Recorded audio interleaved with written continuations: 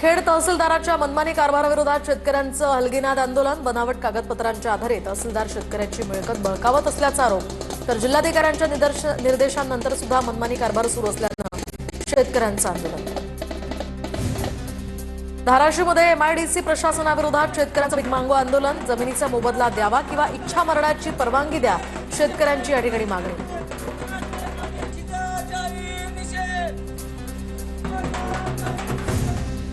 धाराशिवच्या लोहारा तालुक्यातल्या दक्षिण जेवळी या ग्रामस्थांचं उपोषण अखेर मागे। वाडी विभाजन करण्याची ग्रामस्थांची मागणी। 3 महिन्यात वाडी विभाजन करून देण्याचं प्रशासनाचं आवाहन। पुण्यामध्ये आंदोलन करणाऱ्या एमपीएससीच्या विद्यार्थ्यांना मध्यरात्री पोलिसांनी हटवलं। पीएसआय पदासाठी 1 वर्ष वयोमर्यादा वाढवून देण्याची आंदोलक विद्यार्थ्यांची मागणी। लातूरमधील रेणापूर नाका ते नांदेड गरुड चौक पर्यंतच्या रस्त्याची दुरावस्था। रस्त्यावर मोठ्या प्रमाणात खड्डे पडल्यानं वाहन चालकांना मनस्ताप। तातडीनं या महामार्गाची दुरुस्ती करण्याचीही मागणी। मध्य प्रदेशला जाणाऱ्या पुरनाड ते डोलारखेडा या रस्त्याची दुरावस्था। TV9 मराठीनं बातमी दाखवल्यानंतर रस्त्याची डागडुजी। रस्ता आता सुस्थितीत झाल्यामुळे वाहन चालकांना मोठा दिलासा। पुणे ते सातारा महामार्गावरील शिवरे फ्लायओव्हरजवळ रस्त्याचं काम अपूर्णच। प्रशासनाच्या चुकीच्या आणि अर्धवट कामामुळे नागरिकांना मनस्ताप। अर्धवट आणि खालीवर केलेल्या डांबरीकरणाचं काम दुरुस्त करण्याची नागरिकांची मागणी। वाशिमच्या मंगरुळपीर वाशिम रस्त्यावर वीट भट्टीसाठी वाहतूक होणाऱ्या राखेमुळे प्रवाशांचे हाल। अपघाताचं प्रमाण वाढलं तर राखेमुळे रहिवाशांनाही श्वसनाचे त्रास। प्रशासनानं दखल घेण्याची प्रवाशांची मागणी। जळगाव तालुक्यामध्ये यंदा 3000 हेक्टरवर तुरीची लागवड। तर शेतकऱ्यांकडून सध्या काढणीला सुरुवात। चांगल्या दरामुळे शेतकऱ्यांमध्ये समाधानाचं वातावरण। नाशिक जिल्ह्याच्या ग्रामीण भागामध्ये मोठ्या प्रमाणावर कांद्याची लागवड। मुबलक पाणीसाठा उपलब्ध असल्यामुळे रब्बी हंगामाचा जोर आता कायम राहणार। वाशिम जिल्ह्यात नवीन हळद बाजारात येण्यापूर्वीच दरांमध्ये सातत्यानं वाढ। रिसोड एपीएमसीमध्ये कांडी हळदीला किमान 15,400 रुपये ते कमाल 16,700 रुपयांचा दर। हळद उत्पादक शेतकऱ्यांमध्ये यामुळे समाधानाचं वातावरण। नंदुरबार जिल्ह्यामध्ये स्ट्रॉबेरीचं उत्पन्न वाढलं, मात्र बाजारपेठ नसल्यानं स्ट्रॉबेरीला कवडीमोल भाव। बाजारपेठ उपलब्ध करून देण्याची शेतकऱ्यांची मागणी।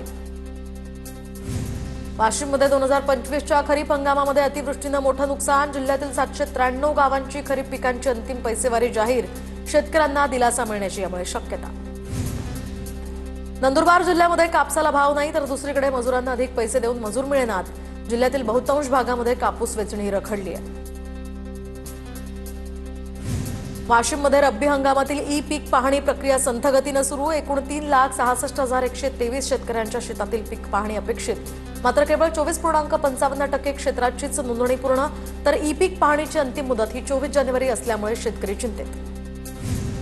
आंबेगाव तालुक्यातील मांदळवाडीमधील बिबट्या जेरबंद। वन विभागानं मोठ्या संख्येनं बिबटे पकडण्यासाठी पिंजरे लावले। पुणे जिल्ह्यामध्ये आतापर्यंत 80 पेक्षा जास्त बिबटे जेरबंद। बुलढाण्याच्या शेगावमधील भास्तन या शिवारात बिबट्याचा मुक्त संचार। रात्री शेतीला पाणी देण्यासाठी जाणाऱ्या शेतकऱ्यांमध्ये यामुळे दहशतीचं वातावरण। बिबट्याचा बंदोबस्त करून शेतकऱ्यांना दिवसा वीज उपलब्ध करून देण्याची इथल्या शेतकऱ्यांची मागणी। पुण्याच्या राजगुरुनगर शहरामध्ये एआयच्या माध्यमातून बनवलेला बिबट्याचा व्हिडिओ व्हायरल। तर तरुणाला नागरिकांनी पकडलं, व्हिडिओ केल्याची कबुली, मात्र प्रशासनाकडून अद्याप कोणतीही कारवाई नाही। गोंदियामध्ये निविदेपूर्वीच ग्रामपंचायत इमारतीचे बांधकाम सुरू। केशोरी या ठिकाणी भ्रष्टाचाराचा गंभीर आरोप। केशोरी ग्रामपंचायत इमारतीमध्ये या प्रकरणी जिल्हा परिषद चौकशीचे आदेश।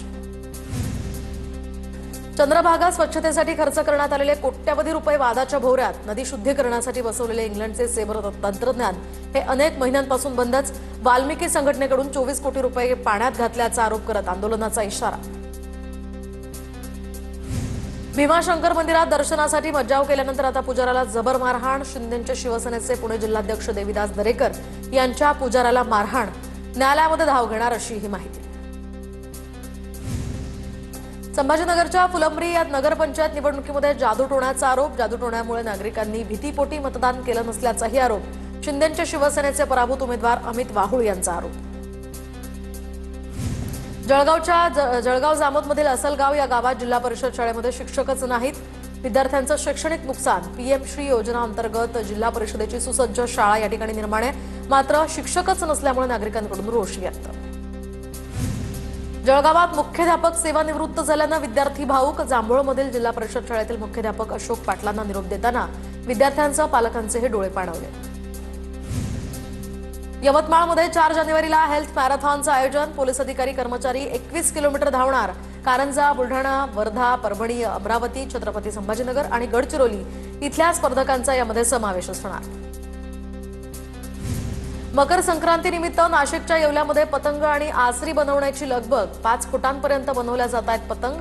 तर नायलॉन मांजा न वापरण्याचं पतंग व्यावसायिकांचं सुद्धा पतंगप्रेमींना आवाहन.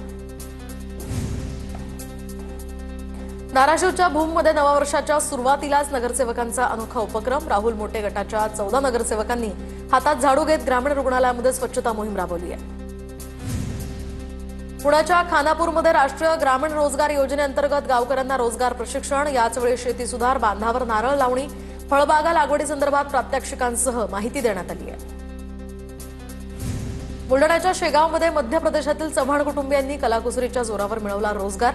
चव्हाण कुटुंबियांनी काळ्या दगडापासून बनवलेल्या पारंपरिक कलाकृतींना देशभरात मागणी.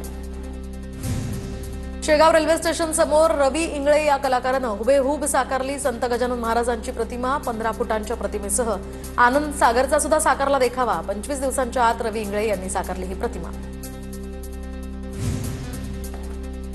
शाकंभरी नवरात्रोत्सवातील आज 6वी माळ. तर या महोत्सवानिमित्त तुळजाभवानी मातेची महिषासूर मर्दिनी रूपात अलंकार महापूजा. वर्षातनं 2 वेळा ही पूजा मांडण्यात येत असल्याची माहिती. पुण्याच्या पुरंदरमधील नाझरे सुपे या ठिकाणी काळूबाईची पालखी पारंपरिक पद्धतीनं मांढर देवीकडे रवाना. तर पालखी उत्सवाला नागरिकांची मोठ्या संख्येनं उपस्थिती. वर्ध्यातील पवनसूत नगरमधील हनुमान मंदिराला चांदीचं सिंहासन अर्पण. हनुमान मंदिर ट्रस्टचा आणि भक्तांच्या सहकार्यानं हनुमंताला चांदीचं सिंहासन. याचवेळी रामनामाच्या जयघोषानं परिसर दुमदुमून गेला. नववर्षाच्या पहिल्याच दिवशी शिर्डीच्या साईबाबांना हिरेजडीत सुवर्ण मुकुट अर्पण. 655 ग्रॅम वजनाचा 80 लाख रुपये किमतीचा हा हिरेजडीत सुवर्ण मुकुट अर्पण. मुकुटात 585 ग्रॅम शुद्ध सोनं आणि जवळपास 153 कॅरेटचे मौल्यवान हिरे. साई संस्थांकडून दानशूर साई भक्ताचा सत्कार. साताऱ्यामध्ये आज 99व्या अखिल भारतीय मराठी साहित्य संमेलनाचं उद्घाटन. मुख्यमंत्री फडणवीसांच्या हस्ते उद्घाटन संपन्न. सुरक्षेच्या पार्श्वभूमीवर पोलिसांचा इथे मोठा बंदोबस्त. साहित्य संमेलनाच्या पार्श्वभूमीवर साताऱ्यातील शाहू महाराजांच्या मैदानावर विविध कार्यक्रमांचंही आयोजन.